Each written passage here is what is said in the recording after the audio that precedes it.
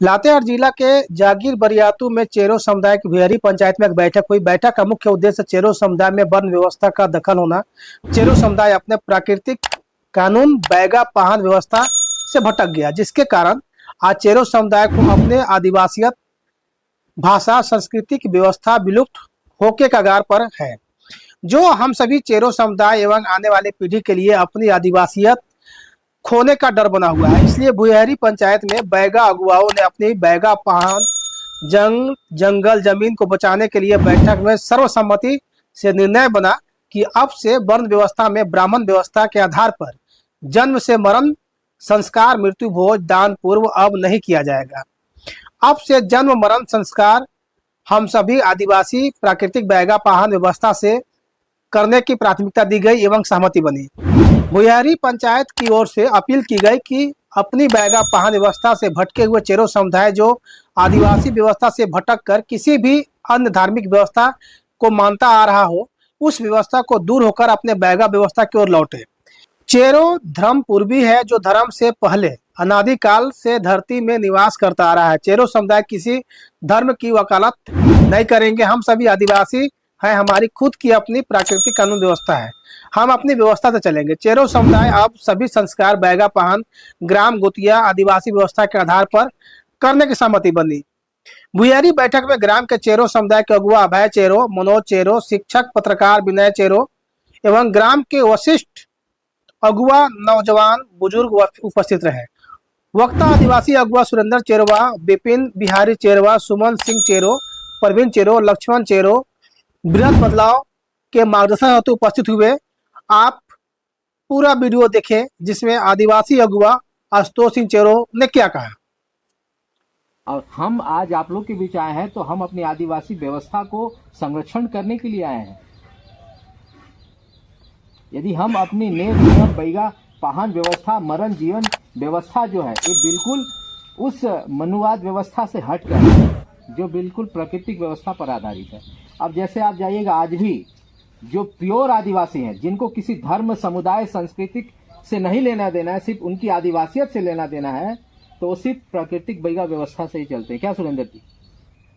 आज भी उरांव जनजाति में जो लोग मर जाते हैं या और सारे जनजाति में जो मर जाते हैं, दफनाने का और जलाने का दोनों विधि है।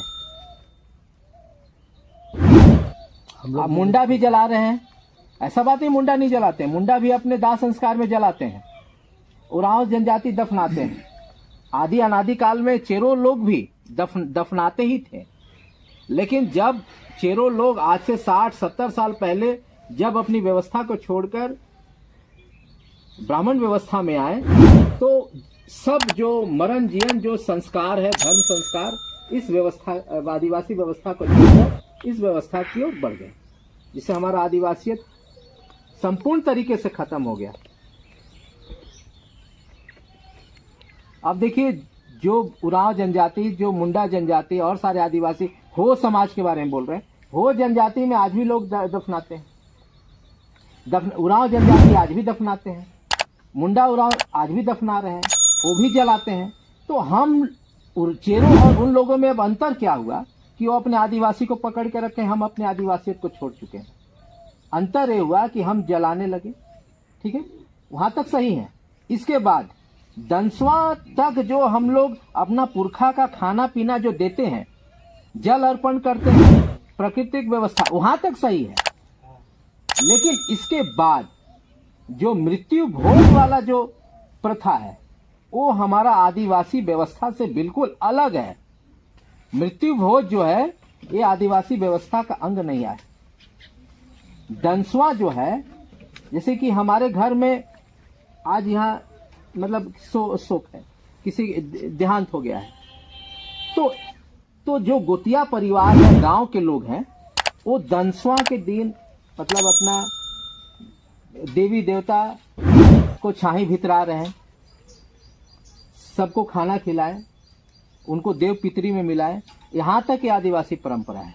अब बाद में जो बरखी वाला जो परंपरा है, जो अब भोज के दिन या भोज के बाद कर रहे हैं, वो बरखी जो है वो आदिवासियों का अपनी प्रथा है, उसी को भोज आप नाम दे सकते हैं। लेकिन जो ब्राह्मण व्यवस्था में जैसे कि दान पुण्य है, वो आदिवासी व्यवस्था में नहीं आता है। और हम लोग कंप्लीट रूप से भटक चुके हैं। तो ये आपके ऊपर डिपेंड करता है कि आप इस व्यवस्था को लेके चलेगा कि नहीं। लेकिन एक जागरूकता के लिए मैं बोल रहा हूँ कि ये व्यवस्था हमारा जो मृत्यु भोज वाला व्यवस्था है, ये हमारा आदिवासी व्यवस्था का अंग नहीं है। हम लोग देखिए आदिवासी हैं, तो आदिवासी के एक तो हम लोग कहते हैं कि भाषा, संस्कृति और कल्चर से हम लोग आदिवासी हैं, है ना। तो ये क्या 3 चीज़ हम लोग के पास है, चेरों के पास है। अगर हम लोग इसको पहले नंबर में हम लोग देखेंगे, भाषा तो हम लोग के पास है नहीं, है ना। फिर अगर हम लोग बात करें संस्कृति के, तो संस्कृति भी जो है धीरे धीरे लुप्त होते जा रहा है, आने का प्रयास। हाँ, धीरे धीरे लुप्त होते जा रहा है। अगर हम लोग फिर अगर कल्चर की बात करें, अगर नेग नियम की बात करें, तो नेग नियम में आता है कि जन्म संस्कार, विवाह संस्कार, मृत्यु संस्कार, है ना। ये तीनों संस्कार होता है। तो क्या ये संस्कार हम लोग अपना आदिवासी रीति रिवाज से कर पा रहे हैं? नहीं कर पा रहे। भाषा तो खत्म हो गया, लेकिन कम से कम हम लोग नेग नियम तो अपने समुदाय में उसको हम लोग तो लागू कर सकते हैं ना। ये अगर बचा सकते हैं तो ये सबसे मतलब परफेक्ट हम लोग पास एक बेस रहेगा कि हम लोग चेरो आदिवासी, है ना। किसी भी कीमत में यदि अगर किसी तरह के रिसर्च होता है तो हम लोग जो है से उसमें उससे हट नहीं सकते।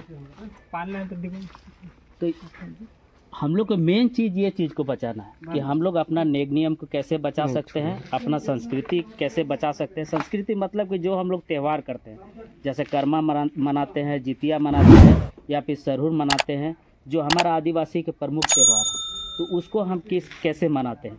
ऐसा नहीं हो कि कल के डेट में जैसे जितिया होने लगा तो साला बावनों आकर के जितिया पूजा कराने लगा, है ना।